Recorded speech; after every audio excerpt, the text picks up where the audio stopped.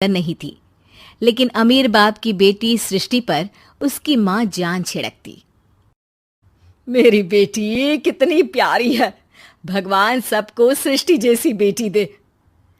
सृष्टि धीरे धीरे बड़ी होती है।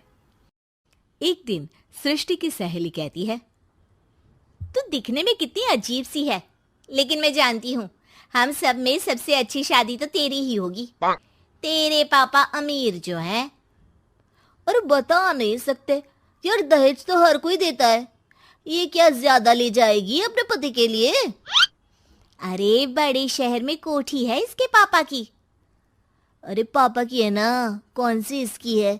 इसकी होती तब तो कोई भी लड़का इससे शादी कर लेता। अरे पापा की मतलब पापा की है तो मेरी ही है ना? किसने कहा? अब तेरी तो तब होगी ना जब तेरा भाई ना हो। वैसे भी शादी के बाद सारी प्रॉपर्टी भाई के नाम होती है। सृष्टि समझ जाती है कि उसे किसी भी हालत में माँ बाप की सारी प्रॉपर्टी को अपने नाम करना है, लेकिन कैसे? एक दिन सृष्टि का भाई शीनू कहता है, बहन क्या कर रही है? तुझसे एक बात करनी है। अरे हाँ हाँ करना, मैं तो तेरी बहन हूँ। बहन मेरी लाइफ में ना एक लड़की है, बहुत अच्छी है। मैं सोच रहा हूँ माँ और पापा से बात करूँ शादी के लिए। सृष्टि को समझ में आ जाता है कि भाई की शादी होते ही भाभी उसे एक दिन भी घर में बर्दाश्त नहीं करेगी। क्या बात है भाई, बताना कौन है वो? यार वो बहुत अच्छी लड़की है, पढ़ी लिखी है, मेरे साथ जॉब भी करती है। बस एक प्रॉब्लम है। हाँ प्रॉब्लम? क्या प्रॉब्लम है भाई? यार वो शादीशुदा है, लेकिन उसके पति ने उसे सिर्फ इसलिए छोड़ दिया क्योंकि उसके माँ बाप दहेज नहीं दे पाए। सृष्टि ये सुनकर न जाने क्यों खुश हो जाती है। अरे भाई तो क्या हुआ, लड़की तुझे तो पसंद है ना? शीनू को लगता है कि बहन उसे समझ रही है।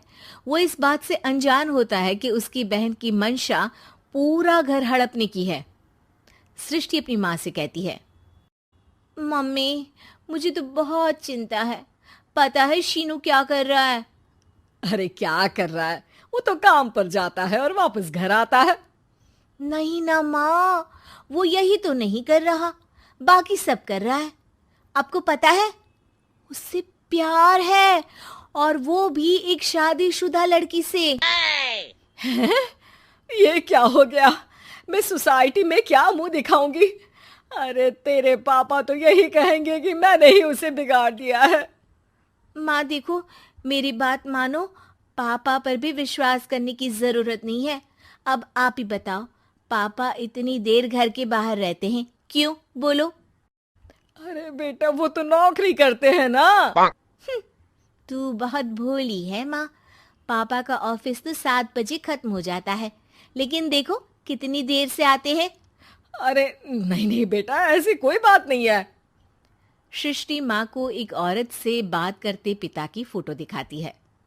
देखो माँ कैसे हैं पापा, मैं ना कहती थी कि पापा सही नहीं है। मैं तेरे पापा से बात करूंगी, दे फोटो मुझे।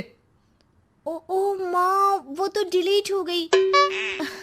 लेकिन चल, तूने तो देख लिया ना, पापा से बाद में बात कर लेना। और हाँ, मेरा नाम बिल्कुल मत लेना। हाँ माँ। अब क्या था, सृष्टि के माँ और पिता के बीच झगड़ा होना शुरू हो जाता है। सृष्टि के मन में क्या चल रहा था कोई नहीं जानता था। एक दिन, माँ सृष्टि के लिए एक लड़का देखा है, वो लोग शाम को उसे देखने आने वाले हैं। और हाँ माँ, एक खुशखबरी, मैं और पापा मिलकर एक नया बिजनेस ट्राई कर रहे हैं। शाम को लड़का आता है, सांवले रंग का। सृष्टि को तो बिल्कुल भी पसंद नहीं आता। लड़की की माँ कहती है, लड़की का चेहरा तो कोई खास नहीं, लेकिन अगर मेरे बेटे को आप लोग सेटल कर दें तो मैं उसकी शादी आपकी बेटी से करवा दूं। सृष्टि को लड़का बिल्कुल पसंद नहीं था। उसे भाई पर गुस्सा आ जाता है। लड़के वालों के जाने के बाद कहती है, माँ देखा शीनू मेरे लिए कैसा लड़का लेकर आया, न दिखाने लायक न सुनने लायक, सेटल भी नहीं, वो भी हम करे।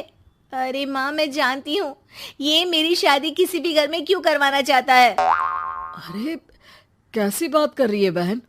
तूने तो देखा ना, लड़के को मैंने ही मना कर दिया तुझसे शादी के लिए। जिसने लड़का बताया था उसने उसकी बहुत तारीफ की थी।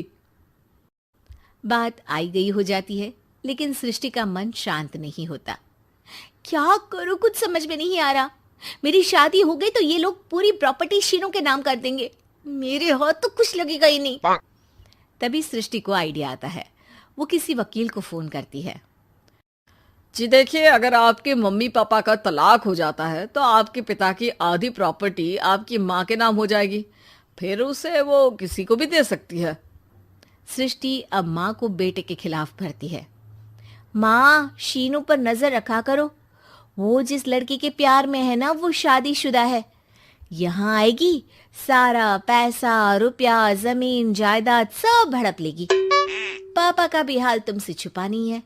ऐसा ना हो कि मैं और आप एक दिन सड़क पर भीख मांगे। हे भगवान, मैं तो जीते जी मर जाऊंगी अगर ऐसा हो गया तो। ऐसा हो गया नहीं माँ, ऐसा ही होगा। अभी समय है, आगे का सोच लो। मैं तो कहती हूँ पापा से आधी प्रॉपर्टी लेकर अलग हो जाओ। पापा की आधी प्रॉपर्टी भी हम लोगों को अगर मिल जाती है ना, तो अगले 7 जन्म सफल समझो। बेचारी माँ बेटी के कहने पर पति से तलाक लेकर अलग हो जाती है। सृष्टि अब पैसों से गाड़ी और अपने दूसरे महंगे शौक पूरे करने लगी। उसके दोस्त भी उसके पैसे इस्तेमाल करते। सृष्टि, कल तुम कहाँ थी? मैं सारा दिन घर पर अकेली थी। तो मैं क्या करूं? मैंने ठेका तो नहीं लिया है ना तुम्हें संभालने का। माँ को सृष्टि से ये उम्मीद नहीं थी। वो बैठकर रोने लगती है। वहीं उसका पति यानी कि सृष्टि के पिता आ जाते हैं।